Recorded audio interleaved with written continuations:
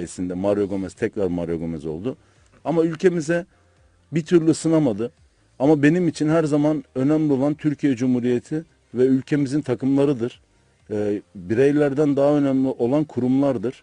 Mario Gomez kendi kalmak istemedi. Beşiktaş yönetimi onu elinde tutmak için 2 defa opsiyon değiştirdi. Opsiyon maddeleri vardı. 1 artı 1 artılar. Ama Mario Gomez ülkemizde kalmak istemedi. Ülkemizde kalmak istemeyen, yaşamak istemeyen insana yalvarılmaması gerekiyordu. Beşiktaş yönetimini ve başkanını tebrik ediyorum. Duruş sergiledi. Kapıyı gösterdi. Mario Gomez de gitti.